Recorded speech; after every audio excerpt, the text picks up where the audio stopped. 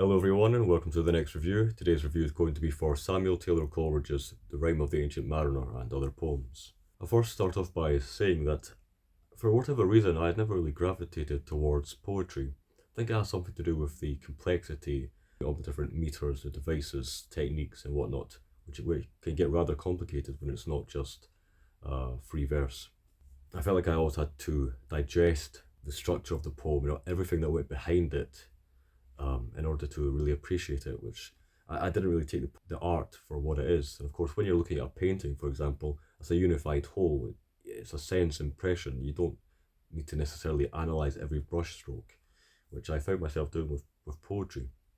And especially for writing as well, writing poetry, I've tried it in the past, but I felt like I was constraining myself, and it would be like almost learning a new hobby, a new creative endeavour. Whereas for fiction and non-fiction, it's just a lot easier to get into straight away. But I wanted to read this collection by Coleridge because I was, first of all, interested in the Rime of the Ancient Mariner. It's a text that I'd always been aware of. It's really a nice counterpart to one of my favourite Tolkien poems, the Song of the Eärendil. Eärendil being a mariner. So I wanted to read the Rime of the Ancient Mariner. But of course, Coleridge is a founding figure of the Romantic movement. I was aware of Coleridge through his initial explorations into the imagination in Biographia Literaria, which I briefly mentioned in my thesis, but that's not what we're going to get into here. Another reason I wanted to read this book as well is that Coleridge seems to be a conflicted figure when it comes to the appreciation of nature. He seems to have quite a pantheistic view of the world, but in certain poems he questions that, and we're never quite sure what his beliefs actually are. I'm still reading about Coleridge, admittedly. After I finish this book, I'm reading about him, and it seems that he has Neoplatonic ideas. Eminence comes into play, and all these interesting questions, which again I won't be covering here, but I find him to be a fascinating figure. I'm just going to approach this review a little bit differently from my other reviews, in that I'm going to be a little bit more vague. The reason for that is that I feel like there's nothing that can be said about this extremely influential and famous literary figure, that hasn't already been said. All I can really do is bring my own perspective to it and share some of the beautiful poems that I read and actually responded quite emotionally to, which unfortunately doesn't happen all that often. But some of these poems definitely did this, and that's why I want to review it. So the Rime of the Ancient Mariner, then. I absolutely love the atmosphere in this. There are many associations that I made between the Song of Eärendil, the Voyage of Eärendil in Tolkien's Legendarium, the journey of Frankenstein's creature in particular. Mary Shelley knew of Coleridge, met Coleridge, and put some allusions to the Rime of the Ancient Mariner in Frankenstein, one of my favourite novels. It's a poem that it seems simple. The language is simple. It begins, "It is an ancient mariner, and he stoppeth one of three. By thy long grey beard and glittering eye, now wherefore stopp'st thou me? The bridegroom's doors are opened wide, and I am next of kin. The guests are met, the feast is set, mayst hear the merry din. He holds him with a skinny hand, there was a ship, quoth he. Hold off, unhand me, grey-beard loon, eftsoons his hand dropped he." It's one of my favourite styles of poetry. Very musical, very simple, easy to understand, whereas some of the other poems in Coleridge's collection, the blank verse conversation poems, which I'll get onto, a little bit more convoluted, I feel. But I love the way that this sounds, and it's so easy to become immersed in. And I love the frame story here, that the mariner stopping the guest from partaking in the ceremony to hear his story. It's really a story about desolation, loneliness, of penance, transgression. It's about a simple act. The mariner, and it's not a spoiler to say this, the mariner shoots down an albatross sent from the sky, and he is forced to, as his crew die off one by one, survive. The poem, however, does become more and more enigmatic. There are various forces, supernatural forces perhaps, that come into play. This is a very complex, almost metaphysical poem with a variety of different interpretations, as the best poems are. It's a work of true or secondary imagination, as Coleridge might say. It resists basic interpretations. And of course, being one of the early romantic texts, it deals with the sublime as well. Feelings of isolation and desolation, and looking at the grandeur of nature, the roaring seas and the glaciers and whatnot. It becomes quite enigmatic, and one finds oneself actually needing to refer to the gloss that Coleridge provides in the margins of the text sometimes, because it does get quite difficult to follow, especially near the end when there are certain forces at play. So I'll read two excerpts that I found to be the most moving or significant.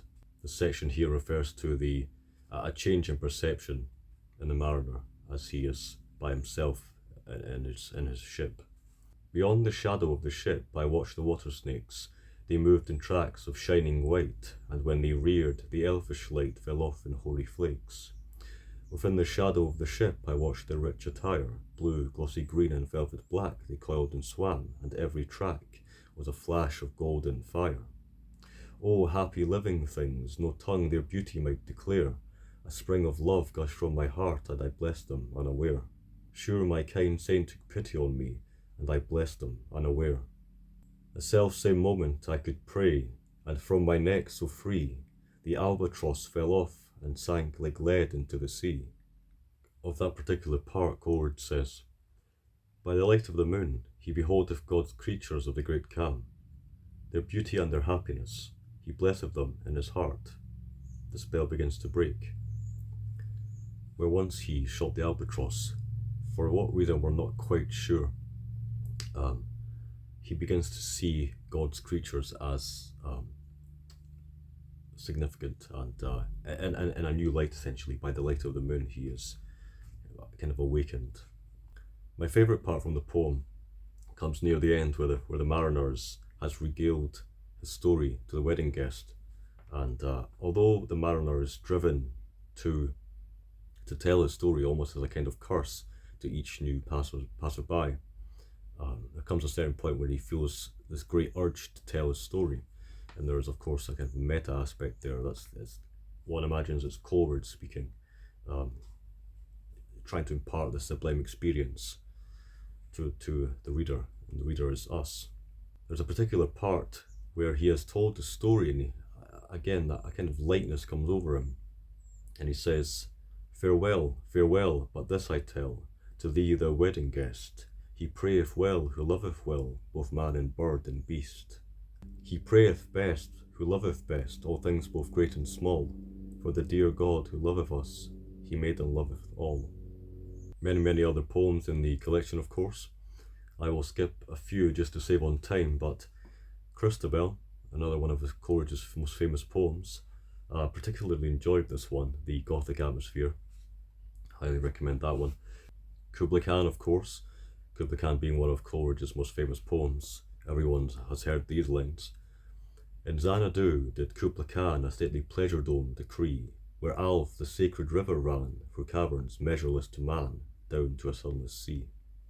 I tried reading a variety of analyses on this, and it's such, it really shows just how much Coleridge put into his poems in terms of his theories of the imagination and his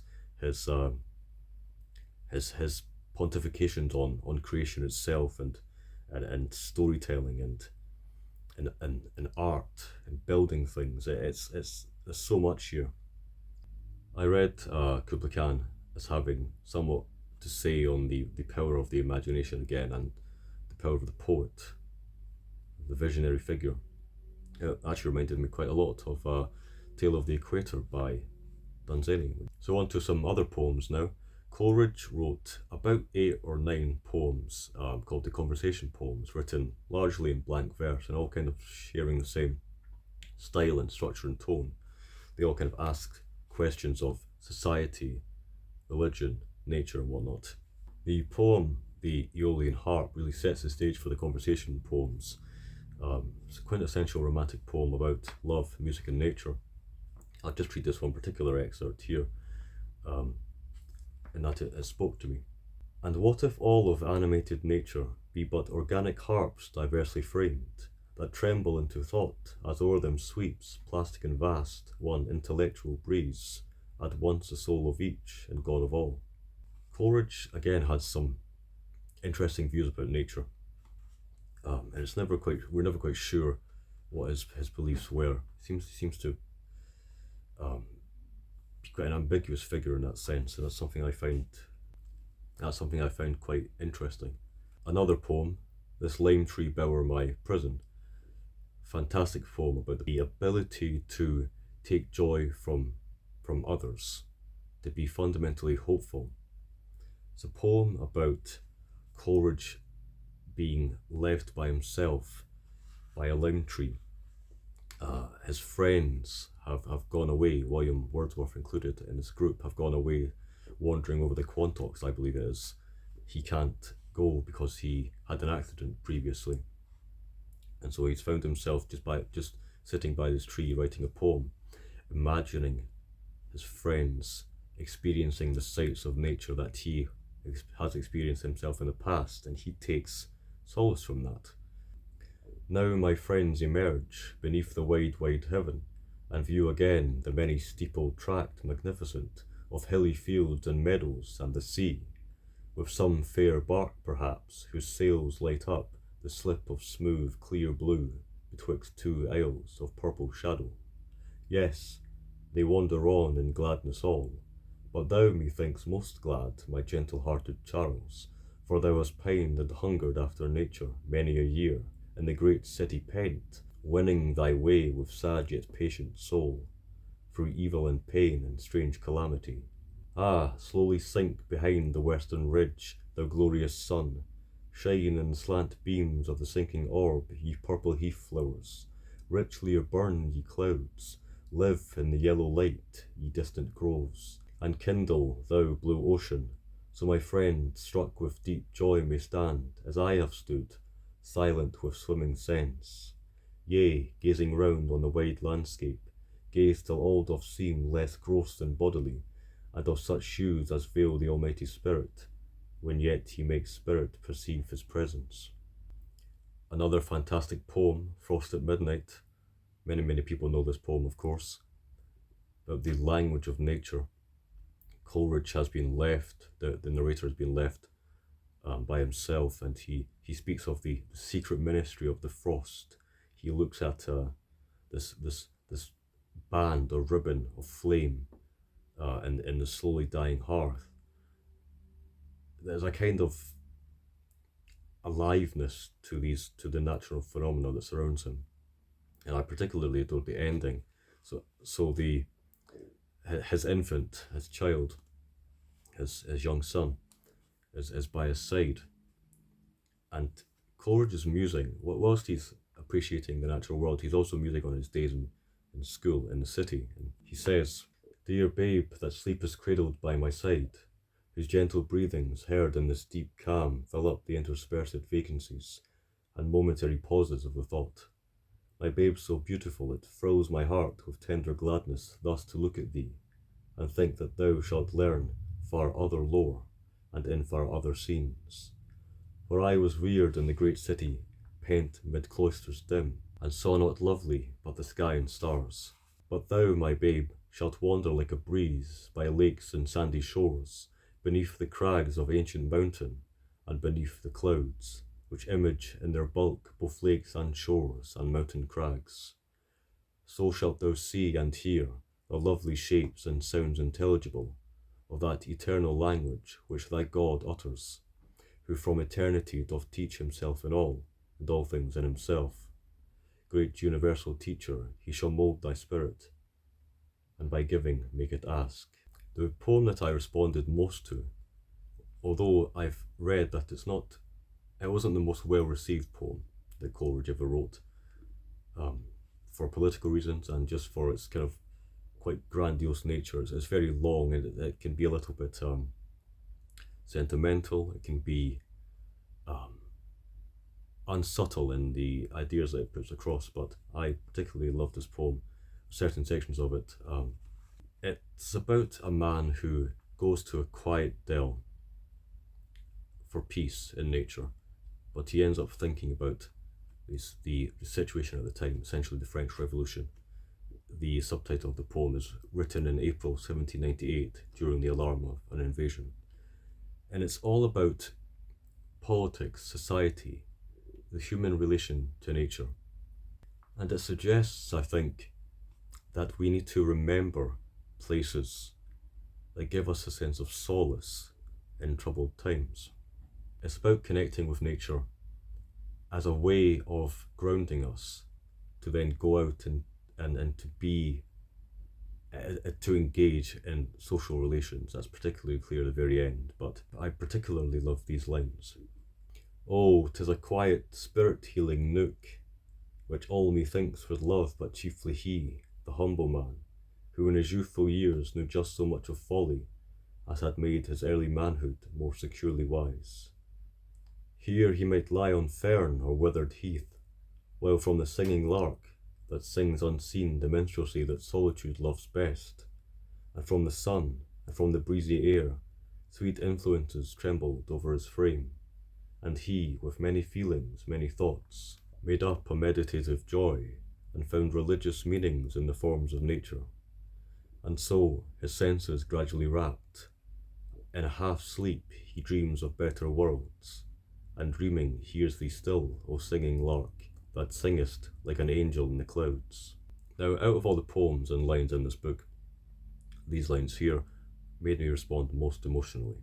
I will just say there's a lot of context here about Britain and politics and a changing scene. But, O dear Britain, O my mother isle, needs must thou prove a name most dear and holy to me, a son, a brother and a friend, a husband and a father, who revere all bonds of natural love and find them all within the limits of thy rocky shores.